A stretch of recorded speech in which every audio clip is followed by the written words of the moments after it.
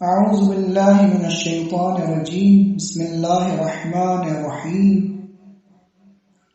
الحمد لله رب العالمين الصلاة والسلام على أشرف الأنبياء والمرسلين وعلى آله الطيبين الطاهرين المعصومين ولعن دائم على أعدائهم أجمعين من الآن إلى قيام يوم الدين أما بعد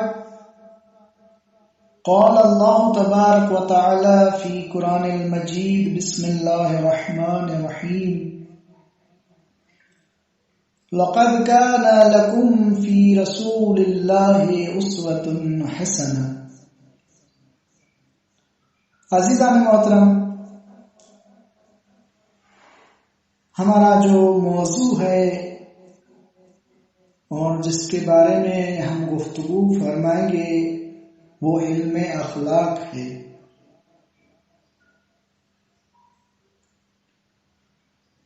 علم اخلاق، سب سے پہلے اس علم کی تعریف کی جائے کہ یہ علم کیا ہے، کس کو کہتے ہیں علم اخلاق. علم اخلاق وہ علم ہے جو انسان کو فضیلت اور رذیلت کی پہچان کراتا ہے، یعنی جو انسان کے فضائل ہیں اور جو انسان کے رذائل ہیں، یہ علم اخلاق ان کی پہچان کراتا ہے کہ یہ فضیلت ہے اور یہ رذیلت ہے. یعنی اگر دوسرے لفظوں میں کہا جائے کہ علم اخلاق ہمیں یہ بتاتا ہے کہ یہ کام اچھا ہے اور یہ کام برا ہے.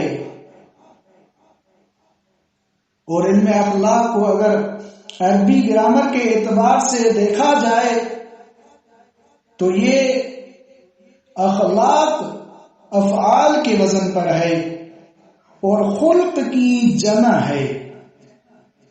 خلق کیا ہے؟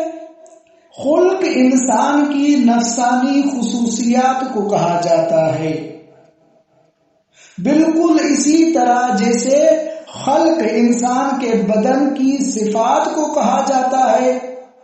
جو انسان کے بدن کی ظاہری صفات ہیں ان کو خلق کہا جاتا ہے، اور خلق وہ ہے جو انسان کے باطن سے تعلق رکھتا ہے. اب اخلاق کی دو قسمیں ہیں. اخلاق، ایک فضیلت جو ہم نے پہلے بیان کیا، یعنی فضیلت یعنی اچھا اخلاق، اور دوسرا رذیلت ہے یعنی برا اخلاق. رذیلت برے اخلاق کو کہتے ہیں اور فضیلت انسان کے اچھے اخلاق کو فضیلت کہا جاتا ہے. اچھا، انسان اگر یہ کام کرے، علم اخلاق اس کے پاس آ جائے تو یہ اخلاق انسان کو معراج تک پہنچا دیتا ہے، اور برا اخلاق انسان کو اتنا پست کر دیتا ہے کہ وہ معاشرے میں خجالت کے پیش نظر سرنگون ہو کر رہ جاتا ہے. اس کا ضمیر اس بات کی اجازت نہیں دیتا کہ جن لوگوں کے ساتھ برے اخلاق سے پیش آیا ہے ان کے سامنے سر اٹھا کر زندگی گزارے. البتہ یہ بات صاحب درک اور فہم سے متعلق ہے. ان کا تعلق اس شخص سے ہے کہ جس کے ضمیر میں زندگی کی ذرا برابر بھی رمق باقی ہو، جس کا ضمیر ہی مردہ ہو چکا ہو، وہ کیا محسوس کرے گا. دوسرے مرحلے میں علم اخلاق کی پھر دو قسمیں ہیں. ایک اپنے نفس کے ساتھ اخلاق اور دوسرا دوسروں کے ساتھ اخلاق. اب جب دوسروں کے ساتھ اخلاق، اب اس کی بہت ساری قسمیں ہیں. ہم بعض کو یہاں پر بیان کرتے ہیں. مثلا خدا کے ساتھ اخلاق، اہل خانہ کے ساتھ اخلاق، پڑوسیوں کے ساتھ اخلاق، دوستوں کے ساتھ اخلاق سے پیش آنا، دشمنوں کے ساتھ اخلاق کیسا ہونا چاہیے، اعضاء اور اقارب کے ساتھ اخلاق کیسا ہونا چاہیے، خادموں، نوکروں اور غلاموں کے ساتھ اخلاق، اجنبی کے ساتھ اخلاق، یہ بہت ساری قسمیں ہو سکتی ہیں۔ اب یہ انسان کے اوپر منحصر ہے کہ کس کے ساتھ کس اخلاق سے پیش آتا ہے، اس کی عقل کا امتحان ہے کہ وہ اس کی کیسی رہنمائی کرتی ہے، اس کو منزل کمال تک پہنچاتی ہے یا ضلالت میں اس کو دھکیل دیتی ہے۔ اگر انسان کا ذہن عاجز ہو جائے کہ کس کے ساتھ کس اخلاق سے پیش آیا جائے تو وہ پھر اپنے لیے نمونہ اور آئیڈیل تلاش کرے، جس طرح وہ اخلاق سے پیش آتا ہے اس طرح یہ بھی اخلاق سے پیش آئے۔ یہ بھی انسان کے اوپر موقوف ہے کہ وہ اپنا آئیڈیل کس کو بناتا ہے۔ اس معاشرے میں ہر قسم کے لوگ پائے جاتے ہیں، کسی انسان کے جذبات اور احساسات پر ہمارا پہرا نہیں ہے کہ جو ہم چاہیں گے وہ وہی کام انجام دے گا، یا جسے ہم چاہیں گے وہ اپنا آئیڈیل اسے بنا لے گا، بلکہ انسان خود مختار ہے۔ اس دنیا میں خداوند متعال نے اس انسان کو صاحب اختیار بنایا ہے۔ جی عزیزان محترم، اب یہ انسان کے اوپر ہے کہ جس کو چاہے اپنا آئیڈیل بنائے۔ یہی وجہ ہے کہ بعض لوگ فلمی اسٹاروں کو اپنا آئیڈیل بنا دیتے ہیں۔ اب یہ انسان کے اوپر ہے، لیکن یہ اپنا آئیڈیل قرار دیتے ہیں، جو اپنا آئیڈیل قرار دیتے ہیں یہ کہ جس کی نگاہوں کو جو بھا جاتا ہے وہ اسی کو اپنا لیتا ہے، لیکن انسان کے خود مختار ہونے کا یہ مطلب نہیں ہے کہ اس کو لاوارث اور بے لگام چھوڑ دیا گیا ہے۔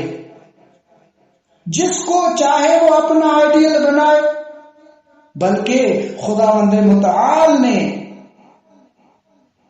اس کو عقل جیسی نعمت اور ضمیر جیسے رہبروں سے نوازا ہے۔ ان نعمتوں سے خداوند متعال نے اس کو مالا مال کر کے بھیجا ہے۔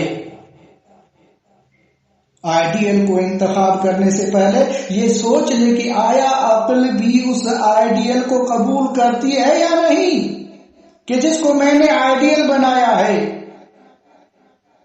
میرا یہ دعویٰ ہے کہ اگر انسان عقل کی موافقت میں آئیڈیل کا انتخاب کرے گا تو کبھی بھی دام فریبی میں گرفتار نہیں ہو سکتا، بلکہ اپنی کشتی حیات کو بخوبی کنار لگا سکتا ہے۔ خداوند متعال کی آواز آئی، اے انسان، اپنے لیے نمونہ اور آئیڈیل کی تلاش میں ہے تو پریشان کیوں ہوتا ہے؟